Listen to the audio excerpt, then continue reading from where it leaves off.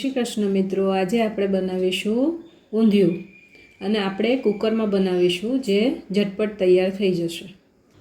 ઊંધિયું બનાવવા માટે જોઈતા શાકભાજી એમાં મેથી, કોથમીર, ટમેટાં, રીંગણા છે જે કાળા ન પડી જાય એટલે પાણીમાં સુધારીને રાખેલા છે, વટાણા, વાલોળ, તુવેર દાણા, રતાળું, બટેટા, રવૈયા, શક્કરિયા, ફ્લાવર, કોબી। હવે આપણે રવૈયાને આવી રીતે કાપવાના છે। એક ઉપરથી આ રીતે કટ આપશું વચ્ચેથી અને બીજી સાઈડ ફેરવી અને ત્યાં વચ્ચેથી, એટલે આ રીતે આપણે નાના નાના રવૈયા આખા જ નાખવાના છે, એટલે શોધીને નાના રવૈયા લેવાના। રીંગણા નંગ 2 છે। અંદાજિત શાકભાજી બધું અડધીથી 1 કટોરી છે। ઊંધિયામાં આપણી જરૂરિયાત પ્રમાણે શાકભાજી નાખી શકાય અને દરેક શાકની માત્રા તમને જે રીતે ભાવતું હોય એ રીતે નક્કી કરવી। જનરલી તુવેર દાણા છે, વટાણા છે, વાલોળ છે એનું પ્રમાણ થોડું વધારે અને મુઠિયા જે આપણે મેથીમાંથી બનાવીશું। હવે મેથીમાં 1 કપ જેટલું મેથીના પાંદડા છે અને અડધો કપ જેટલા કોથમીરના પાંદડા છે, જે બધું ધોઈ અને ક્લીન કરીને રાખેલું છે। એ સિવાય વઘારમાં સિંગદાણા, તલ, લીમડો અને આદું જોઈશે। સૌપ્રથમ ઊંધિયા માટે જોઈતા મુઠિયા આપણે બનાવીશું, જે સૌથી અગત્યના છે। તો એના માટે આપણે મેથી અને કોથમીર બંને ધોઈને સાફ કરીને લીધેલા છે। એમાં આપણે પોણી ચમચી હળદર નાખીશું, પોણી ચમચી મીઠું નાખીશું, ચપટી હિંગ નાખીશું, થોડું ધાણા જીરું નાખીશું,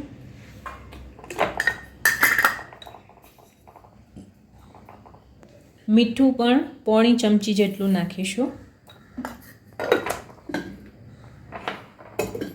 તેલ આપણે 2 પાવડા જેટલું નાખીશું,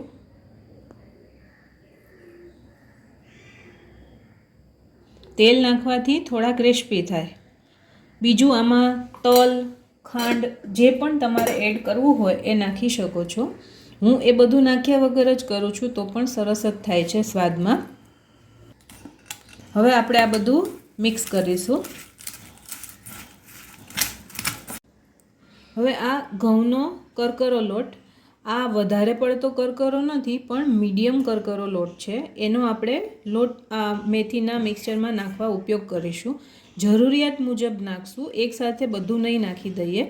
તો અત્યારે આપણે થોડા પ્રમાણમાં લોટ નાખીશું, કેમ કે આપણે મેથી અને કોથમીરનું પ્રમાણ વધારે દેખાડવાનું છે, લોટનું પ્રમાણ માપસર।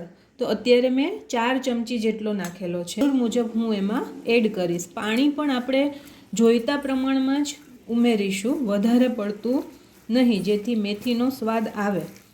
હવે આ 4 ચમચી લોટ આમાં મિક્સ થઈ ગયો છે અને મને હજી જરૂર લાગે છે તો હું હજી બીજો લોટ એમાં એડ કરું છું।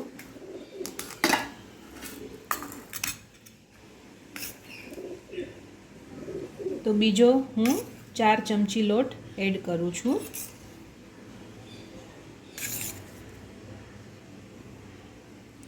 લોટ થોડો કરીને મિક્સ કરવો, જેથી કરીને સરસ રીતે બધું મિક્સ થઈ જાય। અત્યાર સુધીમાં આપણે 8 ચમચી જેટલો લોટ આમાં એડ કરેલો છે અને હજી મને થોડી જરૂર લાગે છે તો હું એમાં બીજી 3 ચમચી લોટ એડ કરું છું।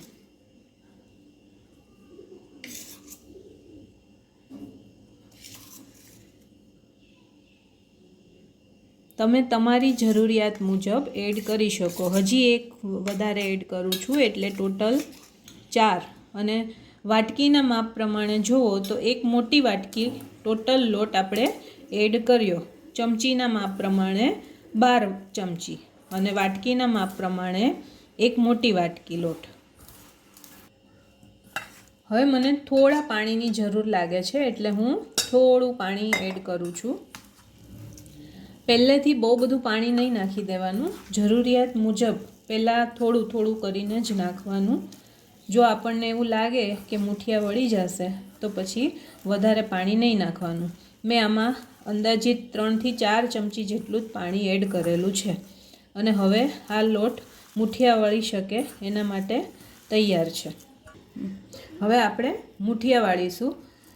ઊંધિયામાં જનરલી નાની સાઇઝના મુઠિયા નાખવાના, એટલે એકદમ નાની નાની સાઇઝના મુઠિયા બનાવવાના છે, મોટા નહીં આપણે નાખીએ. તો આ રીતે હાથમાં લોટ લઈ અને સરળતાથી વળી જશે. નાના નાના મુઠિયા બનાવી દેવાના છે. સાથે લોયામાં આપણે થોડું તેલ લઈ અને ગરમ કરવા મૂકી દીધું છે, જેથી કરીને આપણા મુઠિયા વળી જાય. અને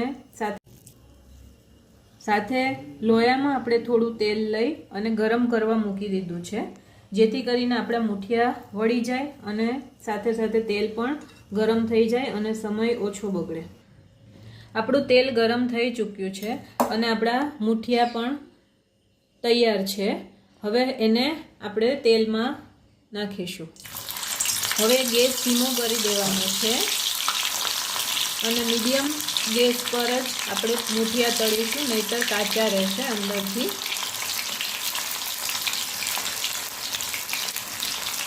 અડધી મિનિટ જેવું થઈ ગયું છે તો આપણે થોડું ઝારાથી હલાવી જોઈશું.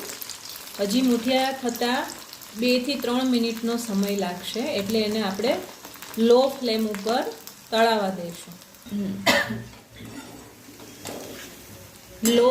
લો ટુ મીડિયમ ગેસ પર જ આપણે મુઠિયા તળ્યા છે અને આવા લાઇટ કલરના જ થાય એવા જ આપણે તળવાના છે. વધારે ડાર્ક કલરના નથી કરવાના, કેમ કે જો બળી જશે તો પછી સ્વાદ સારો ન હોય. એટલે લાઇટ ગોલ્ડન થાય કલરના એટલે આપણે એને કાઢી લેવાના.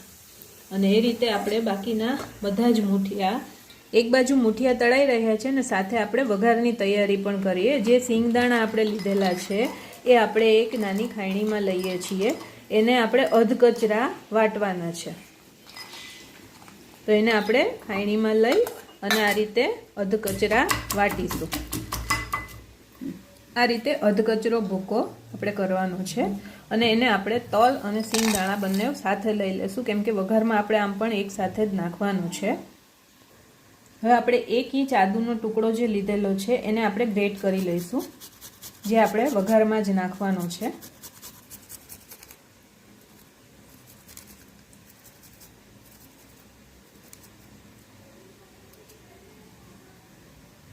હવે આપણે બધા જ મુઠિયા તળાઈ ચૂક્યા છે અને જે તેલ વધ્યું છે એ જ તેલનો આપણે વઘારમાં ઉપયોગ કરીશું.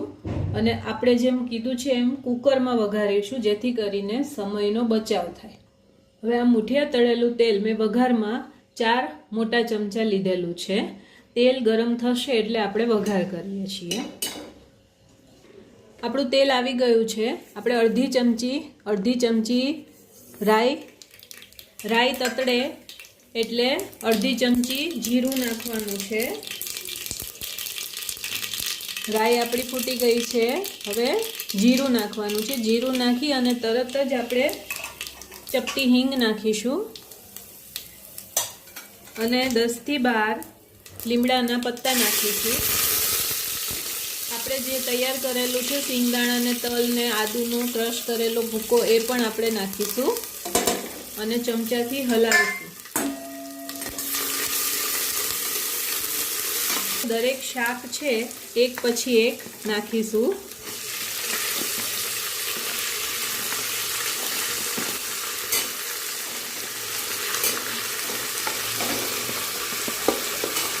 અને એક સાથે બધું જ નાખી દેશો તો પણ કંઈ જ પ્રોબ્લેમ નથી.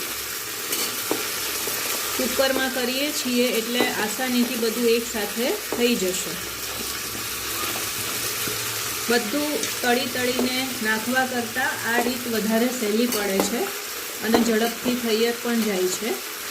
ઓછા સમયમાં ઊંધિયું બનાવવું હોય તો આ બહુ સારી રીત છે.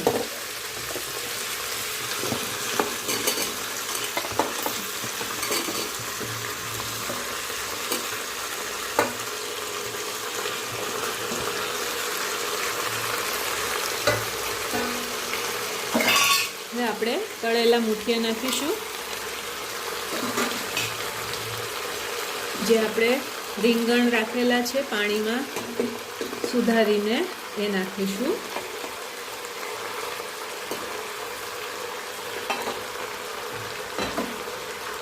ટમેટા નાખીશું, એક મીડિયમ સાઇઝનું ટમેટું.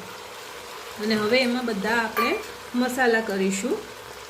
1 ચમચી ગોળ, ટમેટું નાખ્યું છે એટલે આપણે 1 ચમચી ગોળ નાખીશું, જેથી કરીને ખટાશ બેલેન્સ થઈ જાય.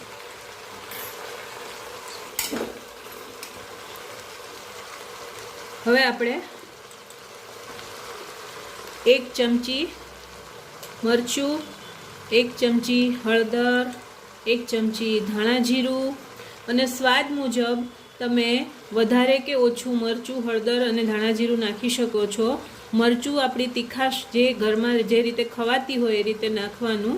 મેં અહીંયા 1.5 ચમચી મરચું નાખેલું છે અને 1.5 ચમચી હળદર નાખેલી છે. મીઠું આપણે 1 ચમચી મીઠું નાખીશું અને ઉપરથી થોડું 5 ચમચી જેટલું એડ કરીશું. ઊંધિયામાં લોકો લસણ, ડુંગળી, કાચા કેળા, સુરતી પાપડી જે પણ નાખવું હોય એ નાખી શકાતું હોય છે, પણ ઓછા શાકભાજીમાં પણ ખૂબ જ સ્વાદિષ્ટ ઊંધિયું બને છે અને ખૂબ જ ચટાકેદાર લાગે છે અને ઓછા સમયમાં થઈ જાય છે. બધું શાકભાજી હલાવશું. થોડું પાણી નાખીશું. આ પોણા ગ્લાસ જેટલું પાણી મેં ભરેલું છે એ હું આમાં નાખી દઉં છું. બધું જ સોસાઈ જશે પાણી, એટલે એટલું તો નાખવાનું જ. હવે બધું મિક્સ કરી દીધું છે અને આપણે હવે કુકરનું ઢાંકણું બંધ કરી અને 4 વિસલ આપણે વગાડશું. ગેસ આપણે મીડિયમ રાખીશું અને 4 વિસલ બોલે ત્યાં સુધી આપણે કુકર રહેવા દઈશું. સીટી વાગી ગઈ છે. હવે આપણે કુકર ખોલીએ છીએ. ઠંડુ થઈ ગયું છે એટલે હવે આપણે કુકર ખોલીએ છીએ. દેખાય છે ઊંધિયું કુકરમાં બન્યું છે, પણ કેટલું સ્વાદિષ્ટ અને કેટલું સરસ બન્યું છે. હવે આપણે એમાં ઉપરથી કોથમીર નાખીશું.